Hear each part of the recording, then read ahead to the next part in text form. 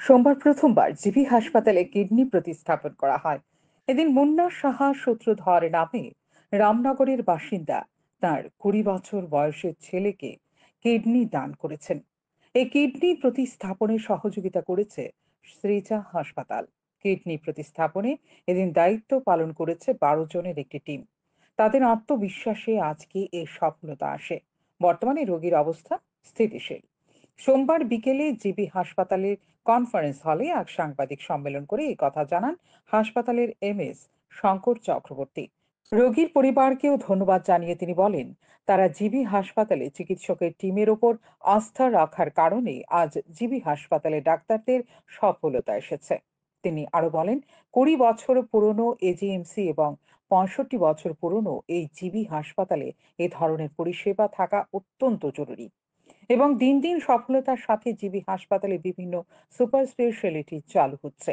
এর মধ্যে কিডনি প্রতিস্থাপন হলো অন্যতম একটি সিদ্ধান্ত, যা আজ সফল হয়েছে জিবি হাসপাতালের চিকিৎসকরা। তিনি বলেন, বিগত বছর অগস্ট মাসে 21 তারিখে এই ধরনের একটি সিদ্ধান্ত নেওয়া হয়েছিল।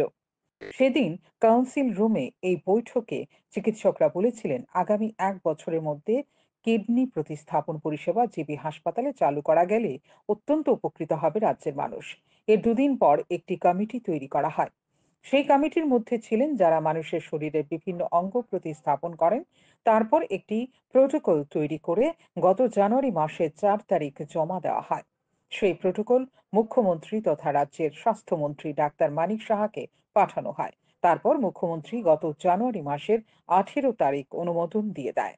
তারপর সেই ছাড়পত্র পেয়ে সৃজা হাসপাতালের সাথে মৌস্বাক্ষর হয়।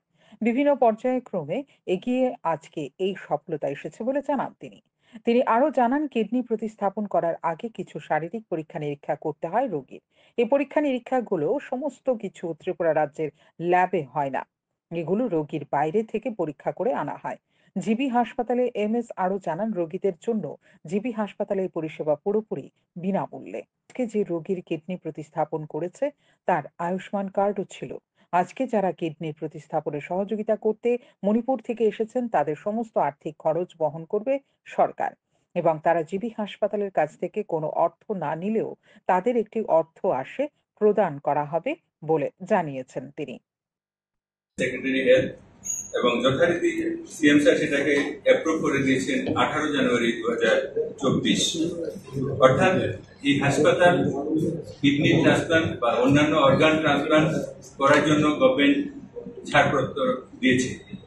তারপর এটার জন্য অনেকগুলি প্রসিডিউর থাকে, অনেকগুলি লিগ্যাল অ্যাসপেক্ট থাকে, আমরা পর্যায়ক্রমে সেগুলি করতে থাকি।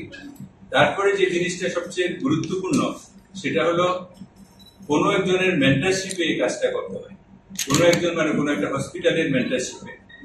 আমরা নর্থ ইস্ট রিজন এবং eastern reason of India, Kolkata থেকে এদিকে সমস্ত হসপিটালগুলি যারা যারা এই কাজ করেন তাদের সম্পর্কে খোঁজখবর নিলাম এবং তাদের যে ট্র্যাক রেকর্ড কতটুকু কি করছেন সেগুলি আমরা নিলাম।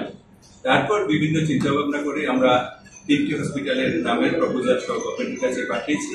আলটিমেটলি সিজা হসপিটাল সেখানে সিলেক্ট হয়েছে। ওনাদের সঙ্গে আমরা যোগাযোগ করতে শুরু করলাম এবং আমরা ওনাদেরকে ধন্যবাদ জানাই। প্রথমবারেই এই সিজা হসপিটাল আমাদের যে আগ্রহ সেটাতে ওনারা সহমত প্রকাশ করলেন এবং আমাদেরকে প্রয়োজনীয় সহায়তা করলেন। টেকনিক্যাল হেল্প যেটা সেটা ওনারা করেছেন, সেজন্য আমরা এগোতে থাকি। তারপর পেশেন্ট সিলেকশন। আজকে যে পেশেন্টের কিডনি ট্রান্সপ্লান্ট হলো, এই পেশেন্ট আমাদের এখানে জানুয়ারি মাসেই এসেছিল। যখন তিনি প্রথম আমাদের এখানে আসেন তখন ওনার ক্রিয়েটিনিন ছিল 16। তারপর আমাদের এখানে ডায়ালাইসিস চলতে থাকে।